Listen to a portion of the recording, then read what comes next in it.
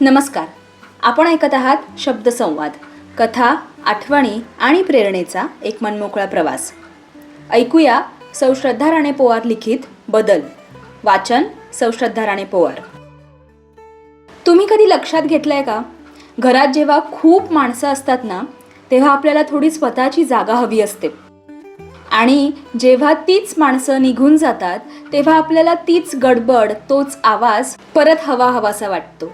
आपल्याकडे राहायला आलेले आपले आई बाबा किंवा सासू सासरे ज्या दिवशी त्यांच्या गावी परत जातात तो दिवस काहीतरी वेगळाच असतो. घर अचानक खूप मोठं वाटायला लागतं आणि आपण थोडेसे लहान. टीव्हीचा तो मोठाला आवाज, सकाळची गडबड, स्वयंपाकघरातल्या हालचाली, गप्पांचा तो सतत चालणारा सूर, एकदम सगळं थांबतं. आणि मग ती शांतता. मोठी माणसं म्हणतात ना, घर अगदी खायला उठतं.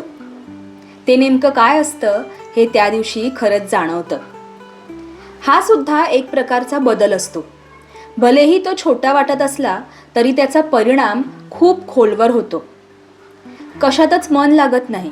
जेवणाच्या वेळा आला की आठवण येते, अरे यावेळी आपण सगळे एकत्र बसून जेवत होतो. घरातल्या प्रत्येक कोपऱ्यात कुणाचं ना कुणाचं अस्तित्व जाणवत राहतं. माझंही थोड्याफार फरकाने असंच व्हायचं. मला पुन्हा दैनंदिनीत परत यायला वेळ लागायचा.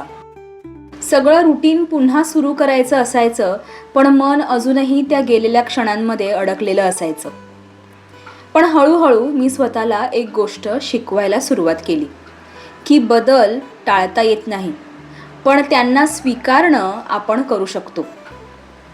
पण प्रश्न असा आहे, बदल स्वीकारायचा तरी कसा? कारण स्वीकारा असं म्हणणं सोपं आहे, पण ते लगेच जमत नाही. मग मी स्वतःसाठी काही छोट्या गोष्टी ठरवल्या. त्या गोष्टी मी आज तुमच्यासोबत शेअर करते. सर्वात आधी, जे वाटतंय ते नाकारू नका. घर रिकामी वाटतंय तर ते मान्य करा. मन उदास आहे तर तेही मान्य करा. कारण भावना दाबल्या तर त्या जास्त काळ राहतात आणि त्या जगल्या तर हळूहळू कमी होतात. दुसरं, त्या क्षणाचं मोल ओळखा. का गेले सगळे हे विचारण्यापेक्षा किती छान वेळ मिळाला असं स्वतःला आठवण करून द्या. आणि तिसरं, घाई करू नका. एकदम सगळं पूर्ववत करायचा प्रयत्न करू नका. एक छोटं काम करा आणि त्यात आनंद माना, इतकंच पुरेसं असतं. आणि सगळ्यात महत्वाचं, स्वतःसोबत राहायला शिका. कारण माणसं आयुष्यात येतात जातात, पण शेवटी आपण स्वतःसोबतच राहणार असतो. आता असं होतं की घर पुन्हा शांत झालं की मी त्या शांततेपासून पळत नाही.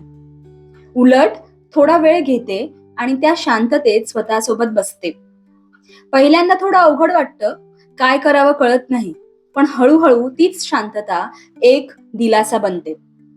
पूर्वी ज्या गोष्टी खटकायच्या, ती एकटेपणाची भावना, तो रिकामीपणा, त्याच गोष्टी आता एक वेगळी जाणीव करून देतात की आपल्याला किती सुंदर क्षण मिळाले होते. आपण किती हसलो, किती बोललो, किती साध्या गोष्टींमध्ये आनंद घेतला. आणि मग तेच क्षण आठवून मन पुन्हा भरून येतं, पण यावेळी दुःखाने नाही तर समाधानाने. हळूहळू एक दिवस, 2 दिवस आणि मग सगळं पुन्हा आपल्या जागेवर येतं. आपण पुन्हा आपल्या लयीत येतो. कदाचित बदल थांबणार नाहीत. माणसं येणार, माणसं जाणार. घर कधी भरलेलं वाटणार तर कधी रिकामं. पण त्या सगळ्यात स्वतःला हरवून न देता प्रत्येक टप्पा जसा आहे तसा स्वीकारायला शिकलं तर सगळं थोडं सोपं होतं. कारण शेवटी रिकामं घर म्हणजे फक्त शांतता नाही, ते आठवणींनी भरलेलं असतं. आणि भरलेलं मन म्हणजे फक्त भावना नाहीत, तर त्यात आपल्याला मिळालेल्या प्रत्येक क्षणाचं एक छोटंसं आभार दडलेलं असतं. आणि कदाचित हाच आपल्या मोठं होण्याचा एक भाग असावा. आज बऱ्याच दिवसांनी मला एक गाणं गुणगुणावंसं वाटतंय. सिनेमाचं नाव उत्तरायण. धुंद होते शब्द सारे, धुंद होत्या भावना, वाऱ्या संगे वाहता त्या फुलापाशी थांबना. धुंद होते शब्द सारे, धुंद होत्या भावना, वाऱ्या संगे वाहता त्या फुलापाशी थांबना. सय्ये रमुनी साऱ्या या जगात, रिक्त भाव असे परी, कैसे गुंफू गीत हे. धुंद होते शब्द सारे. तुम्हाला आजचा विषय कसा वाटला? आवडला असेल तर व्हिडिओला लाईक करा आणि आपल्या शब्दसंवाद या चॅनलला सबस्क्राईब करायला विसरू नका. आणि हो, तुमच्याकडे सुद्धा अशाच गोष्टी असतील तर मला माझ्या ईमेल आयडी वर लिहून पाठवा. आपल्या चॅनलला अनुसरून असतील तर मी ते नक्की सादर करेन. चला भेटूया पुढच्या व्हिडिओमध्ये अजून एका नवीन विषयासोबत. हा व्हिडिओ शेवटपर्यंत ऐकल्याबद्दल तुमचे खूप खूप धन्यवाद.